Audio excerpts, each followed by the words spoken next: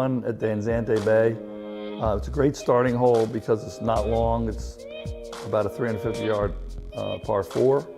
Wide landing area, bunker on the left. The green is protected by 2 bunkers. It's a very ample sized green, and this is a good chance to get a par or an easy bogey.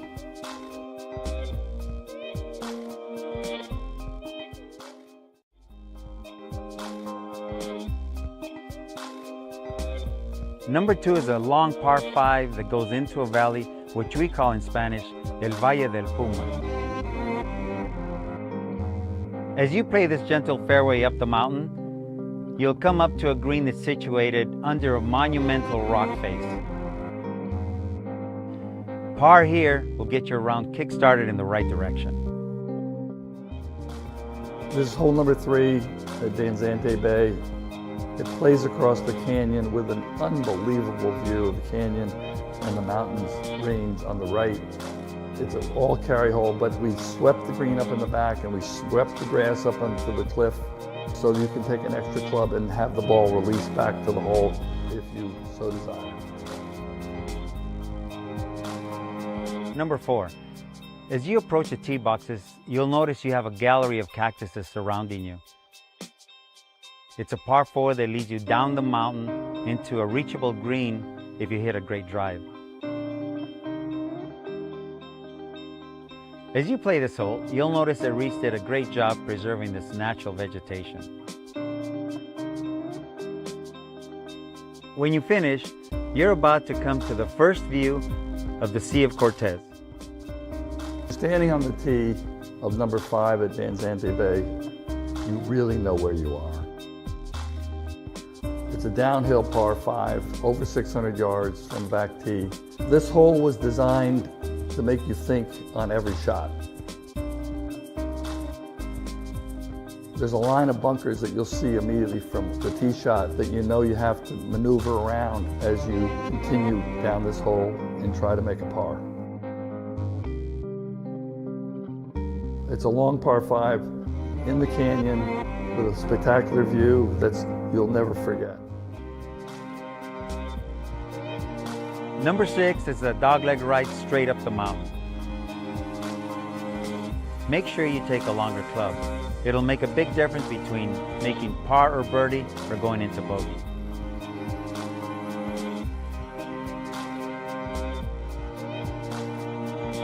When you reach the green, take time, look around, enjoy this fantastic scenery, and then focus on your putt.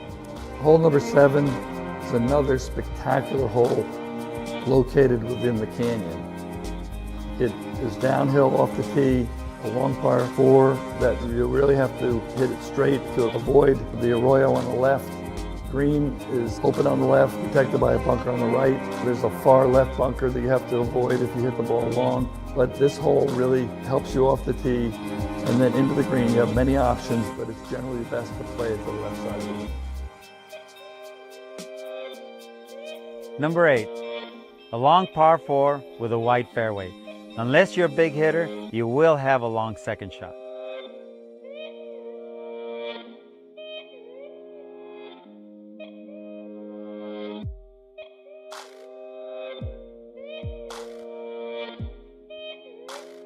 Par this hole, and you've done yourself proud. It's one of the toughest holes at Danzante Bay.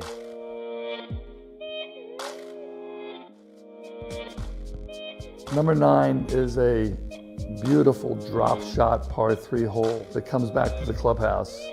It's protected on the left by sand, and on the right there's a deep swale that must be avoided. The putting green has a lot of subtle contours, so it's very important to hit the tee shot close to the pin to have a chance to get out of town with a par. Number 10. It's a very unique hole.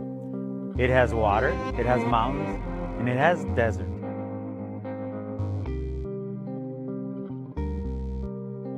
Be careful on your tee shot. You want to hug the left side or left center. Anything to the right, you're in the water.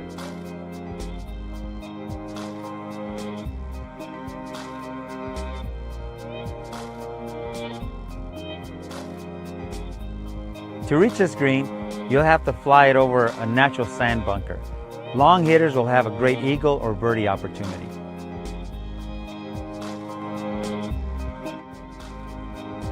Hole number 11 is a medium length par 4 that has a pond on the right and the desert on the left.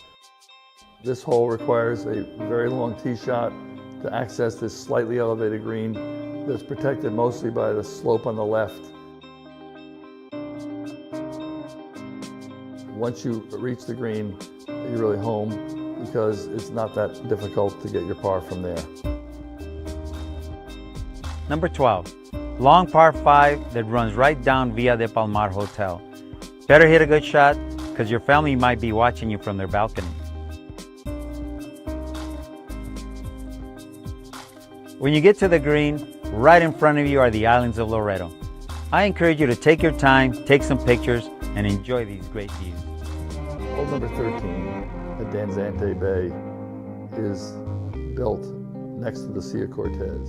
It's a shot that you'll never forget because of the backdrop. It's almost 200 yards long from the back tee. You carry over the dunes on the desert to reach this ample-sized green. Number 14, a little bit of a tricky hole. Most people think the fairway's flat, but it isn't. It gently slopes up towards the green. Make sure you take plenty of clubs.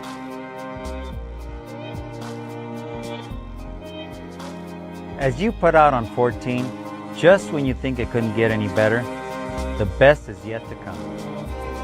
What's great about Danzante Bay is that we have a variety of lengths of holes. 15 and 16 are appropriately short par 4s because we're climbing uphill to get to the spectacular number 17. You hit your tee shot to a fairly narrow landing area, but then your shot to the green is uphill to a green that has a backstop. So you can hit a little extra club and the ball will come back to the pin if you do so. Number 16. It's a beautiful hole to play late in the round, dogleg left up the mountain. Reese designed most of the holes, including this one, where if you do hit your tee shot offline, it will kick most of the time off the sides of the mountain and will funnel back to the fairway. Your approach to the green will be a challenging uphill shot. Hole number 17 at Danzante Bay is a golf course architect's dream. To get a piece of ground like this with the Sea of Cortez wrapping around the green is an unusual circumstance. The backdrop of the green is the Sea of Cortez, but then it wraps around in this little cove that requires a do-or-die shot from 175 yards from the back tee. A bunker also wraps around the green, which is also distinctively different from any golf hole I've ever designed.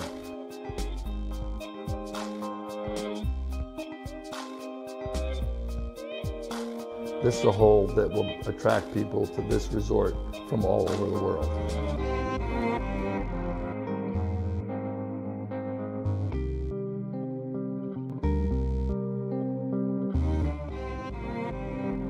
Number 18. Before you hit your tee shot, take a deep breath, take a look. The views are phenomenal.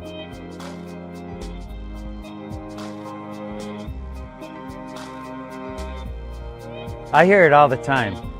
After people finish playing here at Danzante Bay Golf Club, they can't wait to come back and do it again.